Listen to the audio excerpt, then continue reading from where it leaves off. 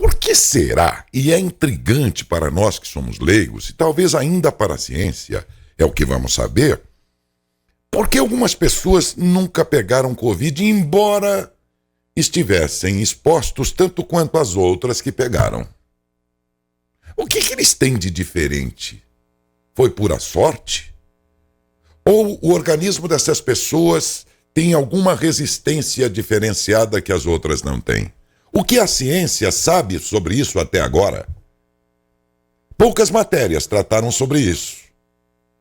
Quase sempre a atenção esteve voltada para as consequências, até mesmo para as boas notícias, como o advento da vacina, as campanhas de vacinação e tudo mais.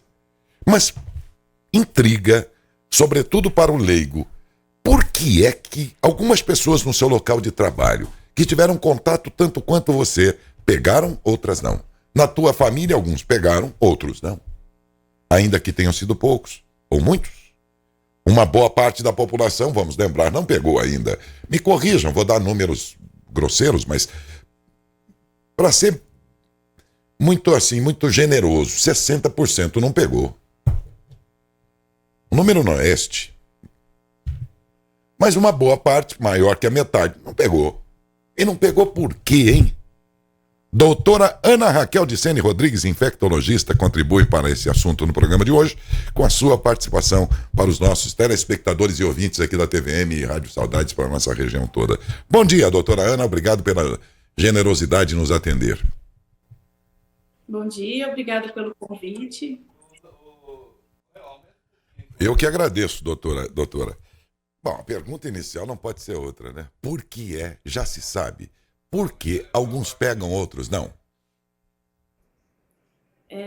Então, assim, tem muitos estudos em andamento sobre esse tema, porque, inclusive, nós vimos casais, né, que moravam na mesma casa, contato, né, dormia no mesmo quarto, e um pegou e outro não, né? Por que isso aconteceu, né? Uhum. Então, assim, tem algumas hipóteses, né? A gente tem que lembrar que o coronavírus é um vírus que já existia. A gente teve uma nova linhagem aí, o novo coronavírus, mas ele originalmente, ele já existia. E uma das hipóteses é assim, que um dos resfriados que a gente teve na vida dessas pessoas foi causado pelo coronavírus, então tinha um reconhecimento do sistema imunológico, e isso pode fazer com que a pessoa já estava mais eficiente ali no contato. Então, já tinha uma imunidade ao vírus. É uma tese. Cruzada, que a gente fala. É uma tese, então, né, doutora? É uma das teses, é uma das possibilidades. A outra é uma predisposição genética. Ao entrar em contato com qualquer agente, já consegue montar uma resposta, ser mais eficaz, como a gente vê em outras doenças, né? Então, a gente tem algumas viroses, doenças até graves, que tem uma resistência natural, né? A gente vê isso no HIV, a pessoa tem uma mutação genética lá que ela não se infecta. E isso é uma das possibilidades também. Então, assim, como é uma doença nova, né? Tem muitas hipóteses, né? Então, tudo isso está em andamento. Olha, até porque essa forma Covid-19, que não é a original, é uma variável aí de outras SARS aí da história, ela é bem recente. Na forma dela, agora de Covid, ela é bem mais recente, há muito a ser estudado. Mas olha que tese interessante. Quer dizer, a pessoa resistente hoje pode ter sido alguém que pegou uma gripe que era um parente lá, antepassado, vamos dizer, da Covid, e por isso criou uma resistência. É uma tese interessante, né? Interessante. Exatamente. Tem alguma outra, doutora Ana? Assim, que a gente, às vezes, assim, no Brasil, a gente tem dificuldade de quantificar, né, assim, os resfriados, de ir a fundo, né, qual o agente, mas isso tem estudos nos Estados Unidos, eles quantificam mesmo, né, que vírus que foi, e o coronavírus sempre existiu, um agente comum aí de resfriado, por exemplo, que é uma patologia comum. Então, isso é uma das teses. E agora, hein? Tem mais alguma, doutora Ana? Tese? Eu acredito que, assim, principalmente são essas, né, de predisposição genética mesmo, né, de uma resistência natural, como a gente vê de outras doenças, e essa questão de reconhecimento mesmo, né, de ter tido um contato prévio. Mas Essas são as principais. essa tese da predisposição genética, então vamos ver aqui que tem pessoas que são irmãos e convivem no meio ambiente e um pegou e o outro não. E aí, não derruba por terra essa tese de ser genético?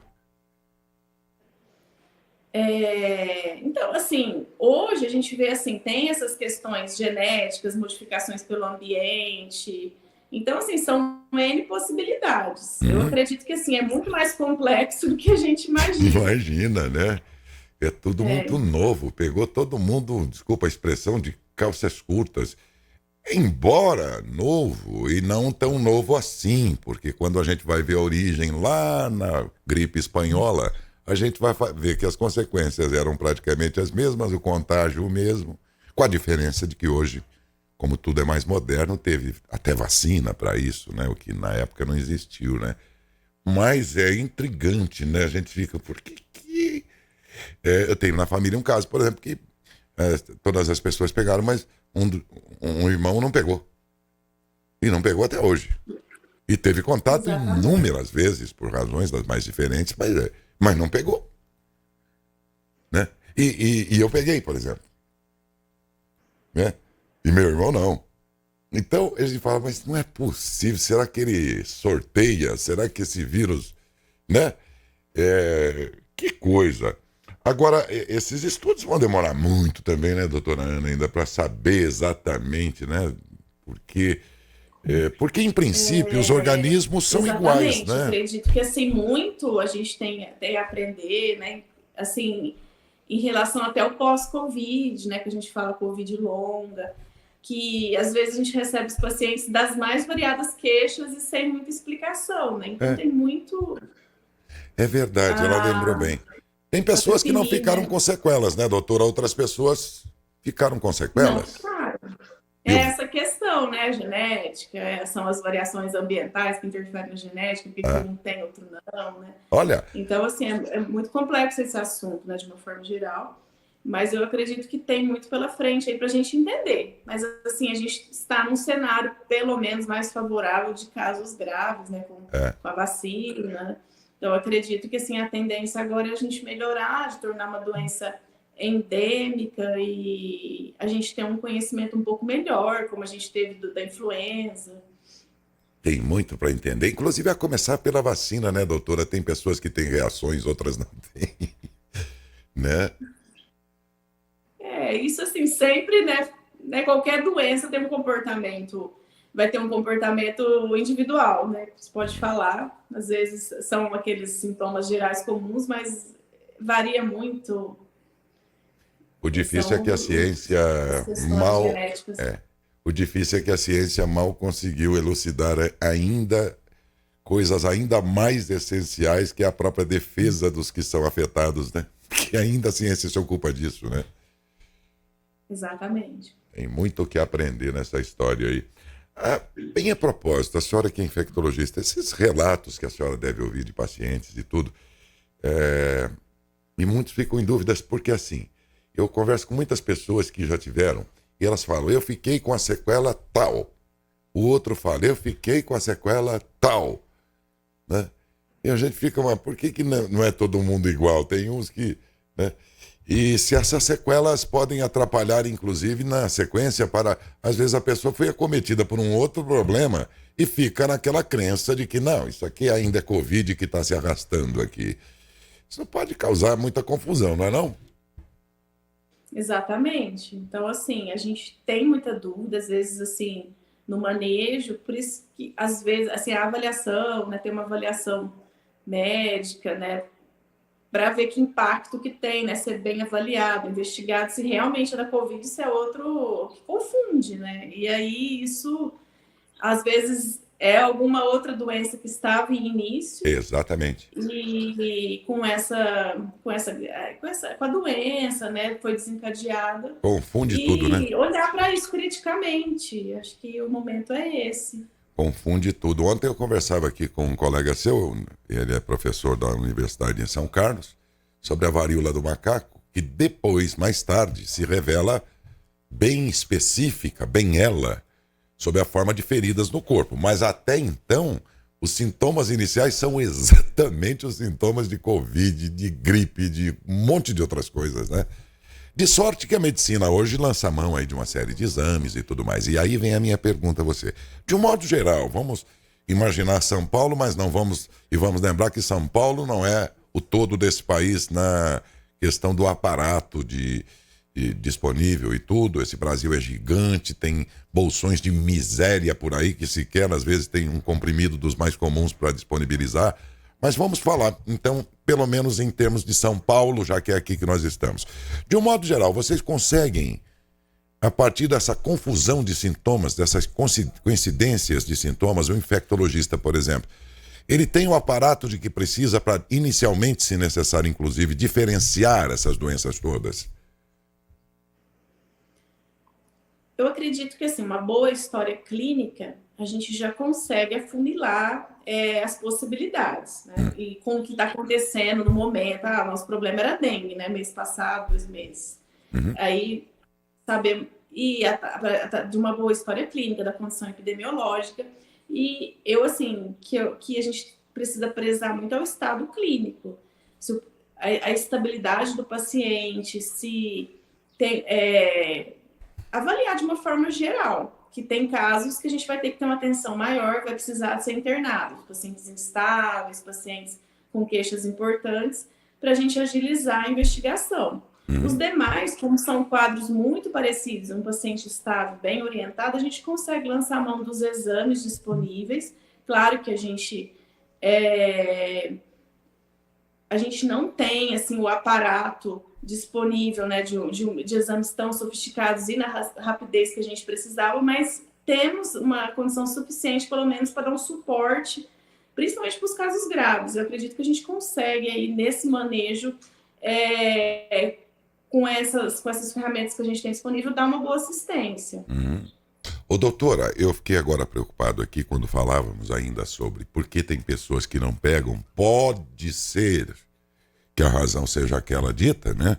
E muitos que talvez estejam ouvindo e não pegaram, de repente podem pensar, bom, eu estou no rol dos excluídos, então eu vou abrir o peito e vou sair dando moleza pro vírus. Calma, gente.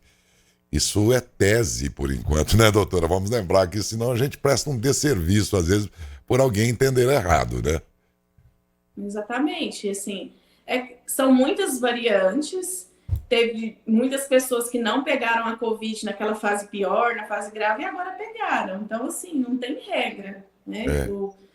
O organismo não tem regra, não é matemática, as respostas são muito diferentes. Então, isso para toda doença. Eu acredito que tem que manter os cuidados, a vacinação, valorizar o que a gente tem mesmo aí disponível de orientação e a vacinação e lançar mão disso. Agora, a Omicron comprovadamente é mais leve do que a Delta, por exemplo, para não falar de outras. Então, ela é mais leve, né? E o que acontece é que muitos poderão achar que, então, a consequência pode ser mais leve e tal. Mas a Omicron veio e veio no rastro de outras.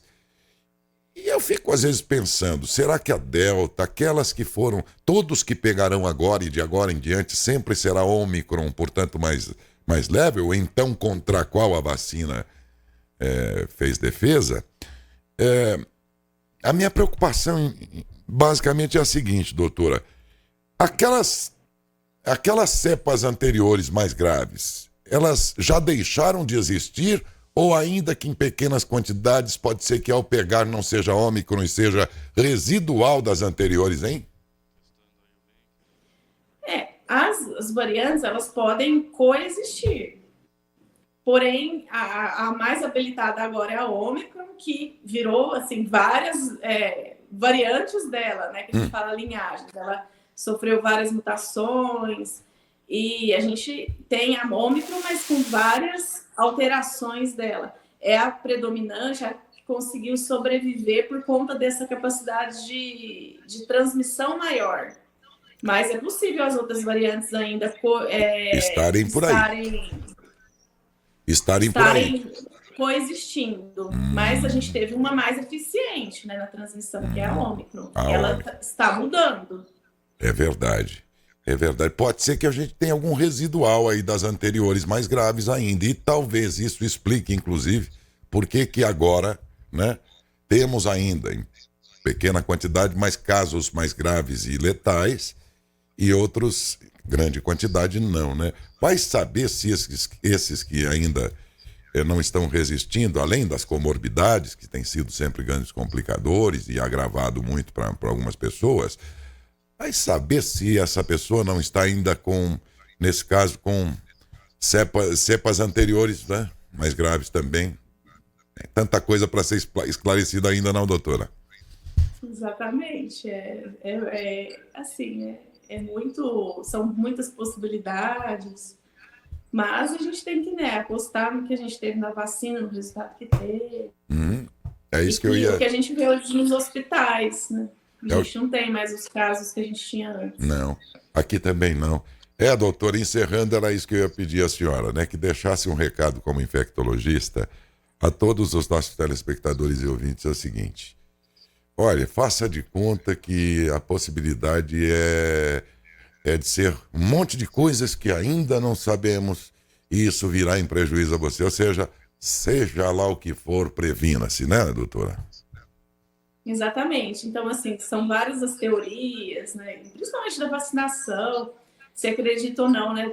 Nessas doses, mas assim, é o que a gente tem baseado nas evidências que vão ser mudadas, provavelmente, como várias doenças mudaram, né, os paradigmas, mas eu acredito que a gente tem que apoiar, assim, no que a gente tem no momento, e o que deu resultado. O resultado foi muito importante. A vacina, né, gente? A história está cheia de exemplos. Volta aqui a gripe espanhola.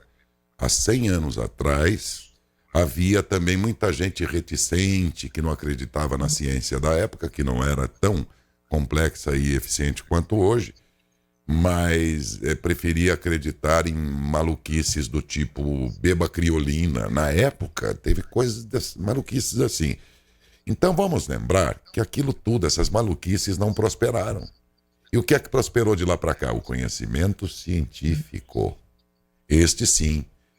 Na época, 50 milhões aproximadamente de pessoas pagaram um alto preço do que veio depois, que foi todo o estudo, que acrescentado a outros estudos. Quando veio esta pandemia para a gente já sabia alguma coisa que também ajudou muito a, em pouco tempo, entre outras coisas, imediatamente a pandemia agora, a gente já sabia que tinha que usar máscara, álcool gel e tudo mais. Por quê? Porque houve uma sucessão de conhecimentos científicos de todo aquele tempo para cá.